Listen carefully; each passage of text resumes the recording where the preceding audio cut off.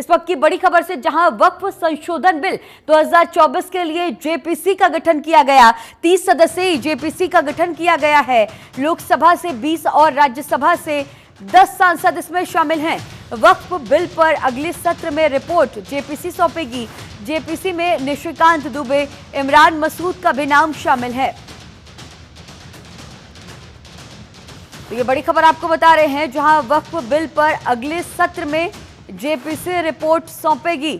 JPC में निशिकांत दुबे, इमरान मसूद का भी नाम शामिल।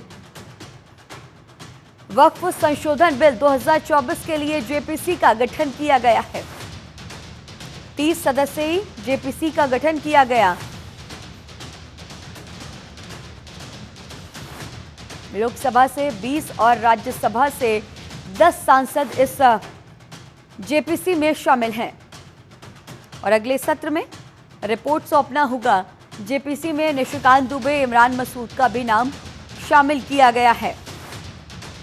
तो वक्फ संशोधन बिल को लेकर के लगातार विपक्षी दल की तरफ से विवाद की स्थिति देखी गई और अब 30 सदस्यीय जेपीसी का गठन किया गया है।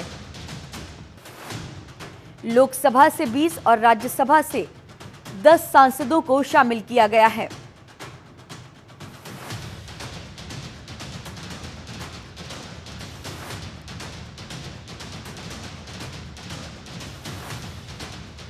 और इसी खबर पर और भी ज्यादा जानकारी के साथ हमारी सहयोगी आंचल हमारे साथ फोन लाइन पर जुड़ी हुई हैं। आंचल, अब जेपीसी का वक्फ संशोधन बिल 2024 को लेकर के गठन किया गया, 30 सदस्यीय जेपीसी का गठन, क्या कुछ जानकारी इसे लेकर के फिलहाल? बिल्कुल, देखिए जेपीसी का जो गठन है वो कर दिया गया है और अब ये उम्मीद लगाई जा रही है, क्योंकि राज्यसभा लोकसभा दोनों से ही सांसद इसमें लिए गए हैं और इसके बाद ये उम्मीद है कि जो कानून लाने की कवायद सरकार लेकर आ रही थी, अब उसमें शायद कुछ सफलता मिल सके, क्योंकि देखिए विरोध कल देखने के लिए काफी ज्यादा मिला था। इसको सत्ता ये कह सकते कि मुस्लिम विरोधी इसको कहा जा रहा था।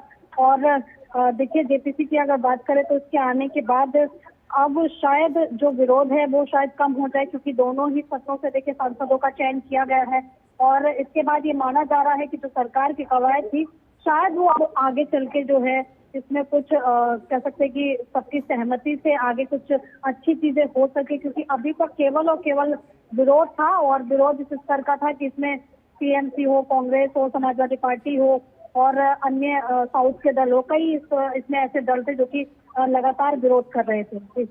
आंचल, जिस तरह से लगातार आपने विरोध का जिक्र किया, लगातार विपक्षी दल इसे लेकर के विरोध भी कर रहे हैं और उनका ये कहना है कि जो मुस्लिमों के जो अधिकार है वो कम हो जाएंगे, लेकिन सत्ता दल ये बात कह रही है कि मुस्लिमों को और अधिकार मिलेगा। अल्पसंख्यक समुदाय के जो लोग हैं, जो महिलाएं हैं, जो युवा हैं, उन्हें और अधिकार मिलने वाला है। इस बिल को लेकर के भी थोड़ी जानकारी साझा कीजिएगा। बिल्कुल, देखिए अगर जैसे कि जो कह सकते हैं कि जेपीसी को लेकर जिस तरह से देखिए बिल को लेकर अब दोनों ही सत्रों से सांसदों का चयन किया गया है, उसके बाद इसमें देखिए इस बिल के बारे में चर्चा भी, क्योंकि देखिए लोकसभा में कल की गई थी, बिल पेश हुआ था।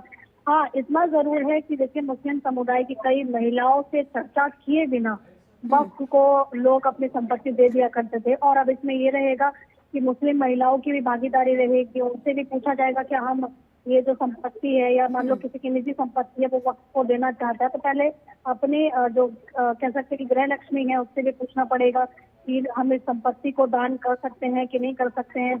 और ऐसी जगह पर देखिए सामाजिक कार्य भी हो सकते हैं जमीनों पे, चाहे मुस्लिम महिलाओं से रिलेटेड उनके कह सकते हैं स्कूल हो या फिर हॉस्पिटल हो सकते हैं। तो इन जमीनों का कई जगह पर सदुपयोग करने की बातें कही जा रही है। जो मुस्लिम लोग हैं उसको इन जमीनों का फायदा मिले, ना कि सीधे तौर पर एक संस्था को फायदा मिले, क्योंकि अगर कोई एक कह सकते हैं क्योंकि एक तरीके से दान कोष है, अगर दान कोष का फायदा उस समुदाय के लोगों को ना मिल रहा हो तो वो बिल्कुल पूरी तरीके से व्यर्थ होता है और उसी दान कोष का फायदा अगर उसी समुदाय के लोगों को मिलने लग जाता है तो ये पूरे समाज के हित में रहता है। तो अब ये देखना होगा कि जेपीसी की जो गठन किया गया है इसमें क्या कुछ सहमति बनती है, क्योंकि दोनों ही सदनों से ठीक है, आगे भी आपसे अपडेट्स लेंगे। तमाम जानकारियों के साथ बने रहने के लिए बहुत शुक्रिया।